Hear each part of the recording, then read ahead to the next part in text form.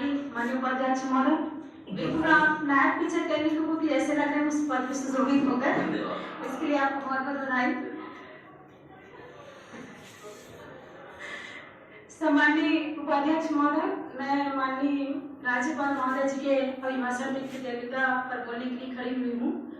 सम्माननीय उपाध्यक्ष महोदय, जब हमारा बजट सत्र जब चालू होता है तो राज्यपाल महोदय जी के भाषण से शुरुआत होती है। उस भाषण काव्य में जो राज्य सरकार की जो नीतियां होती है, जो उनकी उपलब्धि होती है, जो अपने कार्यकालों में जो काम किए रहते हैं, उन सारी कामों को, उन सारी उपलब्धियों को उस पुस्तक के माध्यम से राज्यपाल महोदय जी के भाषण के माध्यम से हम सबको अवगत कराया जाए। लेकिन छत्तीसगढ़ सरकार की जो उपलब्धि उस पुस्तक के माध्यम से एक भी हमें देखने को नहीं मिला तो केवल एक ही जो है नरवा गरवा घुरवा वाली, वो भी केवल योजना में सफल है, लेकिन क्रियान्वयन में जमीनी स्तर पर जो उनका क्रियान्वयन होना चाहिए वहाँ पे एक भी काम शुरू नहीं हुआ है। लेकिन जब गौठान के बारे में बहुत सारे हमारे सदस्यों ने चर्चा किया है, उसको दोहराना नहीं चाहूंगी, बस मैं यही कहना चाहूंगी कि जितने भी गौठान आप पूरे छत्तीसगढ़ प्रदेश के हर एक गौठान का निरीक्षण करा लीजिए, एक भी गौठान सक्सेस की स्थिति में नहीं है, पूरा विफल है। कहीं भी मवेशी वहाँ पे रहते नहीं है, ना तो वहाँ पानी की सुविधा है, ना तो चारा की सुविधा। सारे मवेशी गाय भैंस जितने भी हैं वो सारे सड़क में निवासरत रहते हैं, जिसके कारण एक्सीडेंट होता रहता है, लेकिन अप्रिय घटनाएं घटती रहती हैं। सम्माननीय उपाध्यक्ष महोदय, छत्तीसगढ़ सरकार की दूसरी जो योजना है, जो छत्तीसगढ़ सरकार ने घोषणा पत्र में बोली थी कि बिजली बिल माफ करेंगे और कर्जा माफ करेंगे, क्योंकि छत्तीसगढ़ सरकार बड़े बड़े होर्डिंग लगवा के हर जगह चौक चौराहों में इतने बड़े बड़े होर्डिंग लगाते हैं और ये लोगों को जताते हैं कि हमने बिजली बिल माफ किया। लेकिन आपके माध्यम से मैं सदन को अवगत कराना चाहूंगी माननीय उपाध्यक्ष महोदय कि मेरे क्षेत्र में आप चलकर देखिए, जितने भी हमारे बिजली को उपभोक्तागण हैं उनका एक भी बिजली बिल माफ नहीं हुआ। जब वो अपने बिजली बिल को लेकर बिजली ऑफिस में जाते हैं तो उनको ये कहकर वापस कर दिया जाता है कि आप पुराना बिल जब तक बकाया है उसको पूरा नहीं करेंगे तब तक हम आपका बिजली बिल माफ नहीं करेंगे। ये नीति छत्तीसगढ़ सरकार की है, ये कहती कुछ और है और करती कुछ और है। यूनिट के हिसाब से जो बिजली बिल आना चाहिए वो यूनिट के अनुरूप आता है। जो पर मंथ 300-400 आता तो आज के डेट में 4000-5000 अनियमितता पूर्वक बिजली बिल भेजा जाता है। माननीय उपाध्यक्ष महोदय, बहुत सारे हमारे बहनों ने, बहुत सारे हमारे वक्ताओं ने और माननीय राज्यपाल महोदय जी के अभिभाषण में ये भी छपा है कि छत्तीसगढ़ में कितनी सड़कों का जो जर्जर स्थिति थी, जो नई सड़क था उनके बारे में लिखा हुआ है। मैं आपको इस सदन को अवगत कराना चाहूंगी कि 4 सालों से प्रत्येक सेशन में, प्रत्येक सदन में मैं अपने क्षेत्र की जो जटिल समस्या, जो डोंगापुर की सड़क है, जो रीवा पार की सड़क है, जो बनगांव की सड़क है, हर सेशन में, हर विधानसभा सत्र में प्रश्न के माध्यम से, ध्यान आकर्षण के माध्यम से लगातार मैं प्रश्न कर रही हूँ, धरना प्रदर्शन भी करी, उसके बावजूद भी छत्तीसगढ़ सरकार का ध्यान वहां पर आकर्षित नहीं हो रहा है। आप पूछ सकते हैं, माननीय नारायण चंद्र जी हमारे जिले से रहते हैं, उनको भी उस सड़क की स्थिति मालूम है। जितने कई हमारे ऐसे विधायक साथी जो उस रास्ते से गुजरे, सम्मानीय श्री डहरिया जी भी उस रास्ते से गुजरे, इतनी जर्जर है कि हम पैदल भी नहीं चल पाते। कई बार मैं इस प्रश्न में भी जवाब मांगी शासन प्रशासन से, लेकिन आज पर्यंत तक उस सड़क पर मानी एक भी इनकी सक्रियता नजर नहीं आ रही है।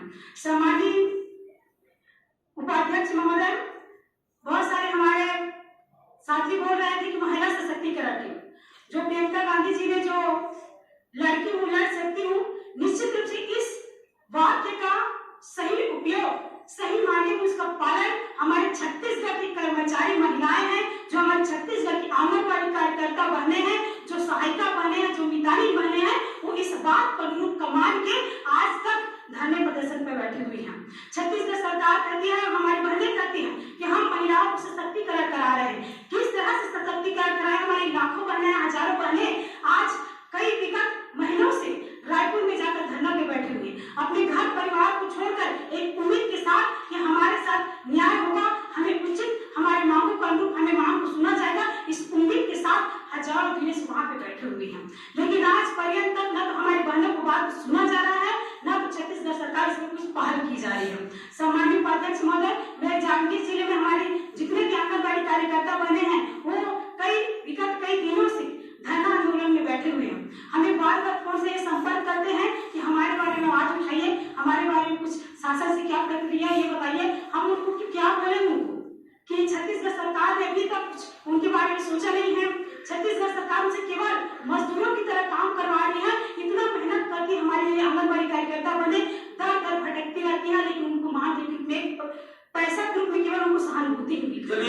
करें आप। बस एक मिनट माननीय उपाध्यक्ष महोदय। माननीय उपाध्यक्ष महोदय, आपका इंग्लिश मीडियम के बारे में बहुत सारे लोगों ने बोला, इनके लिए मैं छत्तीसगढ़ सरकार को बधाई भी देना चाहूंगी। लेकिन आत्मनिर्भर इंग्लिश मीडियम केवल खुला हुआ है, लेकिन जो सिस्टम उस विद्यालय में होनी चाहिए, जो बच्चों को इंग्लिश सीखने की जो उनको जो व्यवस्था होनी चाहिए, वो उस विद्यालय में नहीं है, जिसके कारण आज भी हमारे बच्चे हिंदी के माध्यम से ही उस विद्यालय में पढ़ रहे हैं। सम्मानीय उपाध्यक्ष महोदय, हमारे मुख्यमंत्री महोदय जी ने इंग्लिश मीडियम खोला, बहुत अच्छी बात है कि इसके साथ साथ हमारे छत्तीसगढ़ प्रदेश में ऐसे हजारों स्कूल हैं जो जर्जर है, जो भवनहीन है, जिससे कई अपनी घटना भी हमारे विद्यालय में हमारे बच्चों के साथ घट चुकी है। तो उसके ऊपर भी सरकार का ध्यान होना चाहिए, और जो विद्यालय भवनहीन है, जर्जर है, उसको बनवाने के लिए भी छत्तीसगढ़ सरकार बजट प्रावधान करे। ऐसे में आपके माध्यम से सदन को अवगत कराना चाहूंगी। सम्मानीय उपाध्यक्ष महोदय, रोजगार की बात में जो युवाओं को रोजगार भत्ता देने के लिए तो छत्तीसगढ़ सरकार ने युवा मितान क्लब खोला जरूर है, लेकिन उनका लाभ केवल सत्ता पक्ष के कार्यकर्ता को ही मिल रहा है। आम जन जो युवा बेरोजगार है उनको इसका लाभ नहीं मिल रहा। वही जो रिपा के अनुरूप जो योजना के माध्यम से जो स्व सहायता महिला समूह को जो रोजगार के लिए एक मुहिम चलाई जा रही है, उसका भी ठेकेदार के द्वारा काम किया जाएगा। तो पंचायत इसमें इन्वॉल्व है, नहीं कोई महिला समूह इसमें इन्वॉल्व है। मेरे विधानसभा क्षेत्र में दो ग्राम पंचायतों में कार्य शुरू हुआ है, लेकिन एक भी जगह जो क्रियान्वयन है वो जैसे ठेकेदार के द्वारा किया जा रहा है। तो ये केवल देखने की बातें हैं, दिखाने की बातें हैं, लेकिन धरातल में इसका प्रयोग बिल्कुल भी नहीं हुआ जा रहा है। सम्मानीय उपाध्यक्ष महोदय, आजकल हमारे बच्चे इंजीनियरिंग किए हुए हैं, पॉलिटेक्निक किए हुए हैं, ITI किए हुए हैं, हमारी बेटियां नर्सिंग किए हैं, कई सारे कोर्स करके घर पे बैठे हुए हैं, केवल वैकेंसी नहीं निकलने के कारण। और उनका एक ही उद्देश्य रह गया है कि वो गोबर उठाएं और गौमूत्र एकत्रित करें और बस उसी को बेचे, कि यही एक मात्र उनका माध्यम रह गया है। तो आपके माध्यम से मैं सामान्य आपकी बात आ गई है। श्री नारायण मंदिर जी, माननीय उपाध्यक्ष महोदय, एक मिनट बस एक मिनट।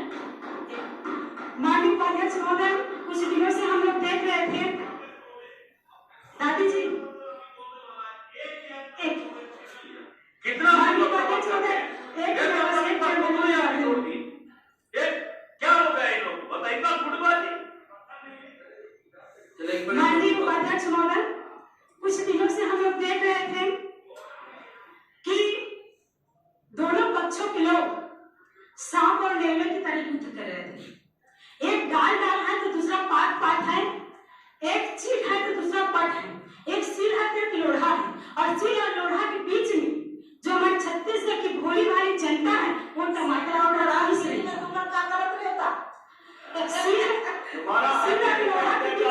छत्तीसगढ़ की भोली भाली जनता है सही।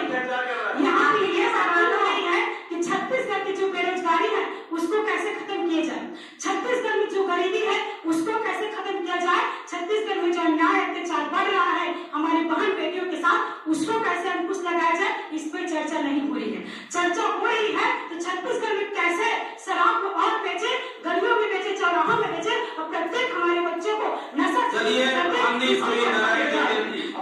सरकार को सबसे ज्यादा शराब की मंशा नहीं है कि इसको अंतिम ऐसा सामान्य प्रदेश में अंतिम आरक्षण के संबंध में एक अंतिम निवेदन है मेरा। सामान्य हमारे हमको यादव जी को तक नहीं है, वो बोल रहे थे अनुसूचित जाति के बारे में। सामान्य उपाध्यक्ष महोदय जितने भी हमारे यहाँ पे जनप्रतिनिधि आए हैं, चाहे वो आरक्षण अनुसूचित जाति से हो, चाहे अनुसूचित जनजाति से हो, चाहे ओबीसी हो, चाहे किसी भी जाति से हो, हर के क्षेत्र में अनुसूचित जाति का वोट है, और वो यहाँ से उस अनुसूचित जाति के पास भी जाएंगे वोट मांगने के लिए। तब अगर आप आरक्षण का भी हमारा समर्थन नहीं करते हैं, जो हमारा 16% आरक्षण उसको समर्थन नहीं करते हैं, तब जब आप अपने क्षेत्र में जाएंगे तब आपकी औकात और सही जगह आपको दिखाई जाएगी। आपने मुझे बोलने का मौका दिया, इसके लिए आपको बहुत बहुत धन्यवाद। चलिए श्री